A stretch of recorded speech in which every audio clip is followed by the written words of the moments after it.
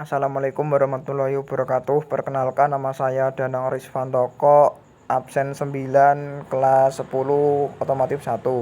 Pada kali ini saya akan mempresentasikan tugas informatika. Kegiatan belajar 5. Menerapkan pengetahuan pengelolaan informasi digital melalui pemanfaatan perangkat lunak pengolah informasi, teknik presentasi. Pada KB 3 telah Anda pelajari seluk-beluk dan berbagai fitur perangkat lunak presentasi PowerPoint. Sekali lagi, pahami benar bahwa pada hakikatnya melakukan presentasi tidak sekedar mengomunikasikan materi berupa gagasan atau konsep, tetapi merupakan keutuhan mengekspresikan diri yang mencakupi 3 hal utama sebagai berikut.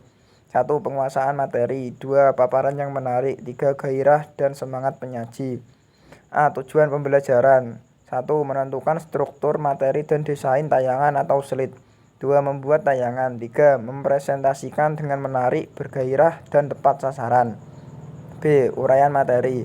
Saat ini hampir semua bidang profesi memiliki kebutuhan untuk presentasi, baik untuk promosi produk maupun untuk mengomunikasikan pesan berupa gagasan atau konsep, yang tentunya dibuat untuk memecahkan suatu permasalahan. Sebelum berlanjut, mari kita pertanyakan terlebih dahulu mengapa kita gunakan PowerPoint untuk presentasi. Berikut ini adalah beberapa di antara penyebab atau kegunaannya. 1. Menarik minat hadirin. 2. Memfokuskan perhatian. 3. Mengarahkan diskusi, ikhtisar ringkasan.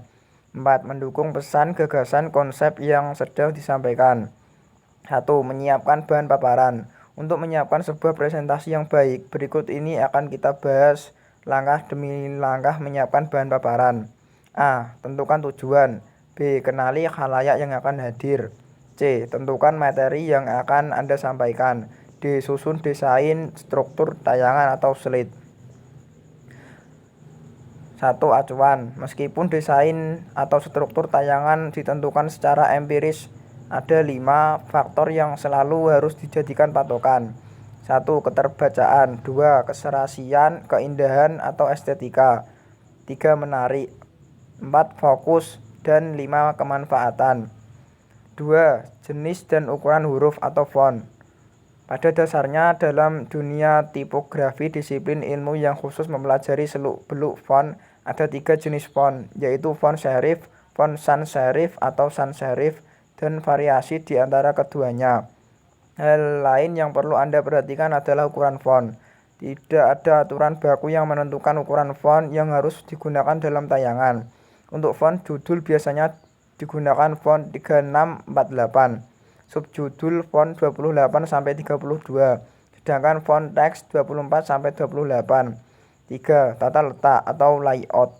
Dalam perangkat lunak presentasi PowerPoint terdapat fitur tata letak atau layout tayangan atau slide. Cara menggunakannya: klik tombol layout yang terdapat pada tab Home. Perihal jenis atau ukuran font untuk isi konten tayangan. Lagi-lagi tak ada hal yang baku dalam pengaturan tata letak tayangan. Semua terpulang pada keterbacaan dan rasa estetika masing-masing. Kadang-kadang pedoman 6 baris kali 8 kata atau 7 baris kali 9 kata terpaksa dilanggar karena situasi memang memaksa. Misalnya, ketika penyaji ingin menampilkan sesuatu yang perlu dilihat hadirin secara utuh. 4. Pemakaian angka dan bulat, kotak, panah, atau bulkonah. A. Jika Anda harus membuat daftar atau senarai yang prosesnya harus berurutan atau mengikuti suatu urutan tertentu, gunakan angka.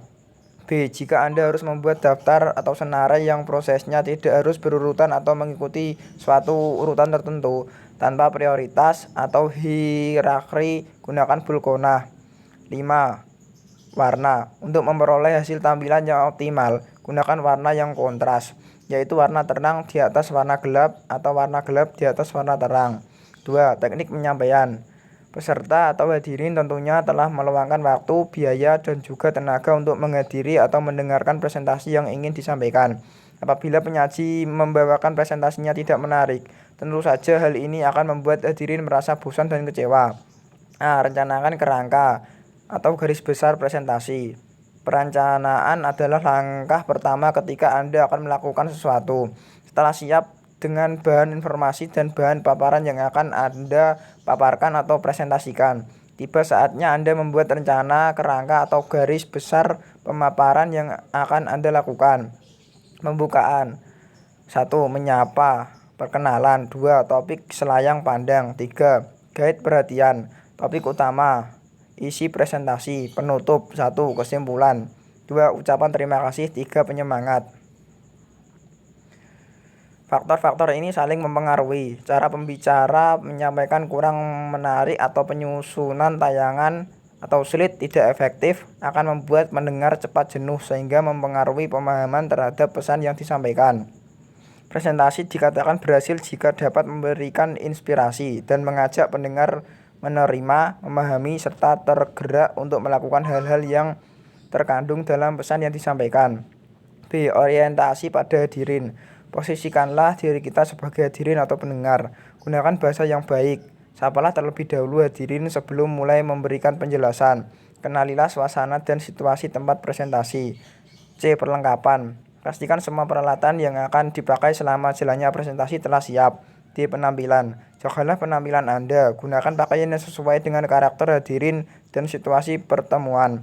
E. Variasi intonasi. Gunakan intonasi suara untuk setiap kata atau kalimat yang dianggap kunci utama.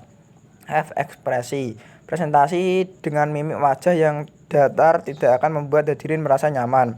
G. Bahasa tubuh atau gestur. Apakah yang ada di benak kita apabila melihat penyaji dengan posisi berdiri menghadap meja atau duduk dengan kepala menunduk menatap laptop, atau penyaji yang selalu berada di zona nyaman di belakang meja, atau hanya diam di satu titik tanpa bergerak? Semua hal ini tentunya akan membuat hadirin merasa bosan, jenuh, mengantuk, dan akhirnya menginginkan agar presentasi tersebut cepat selesai.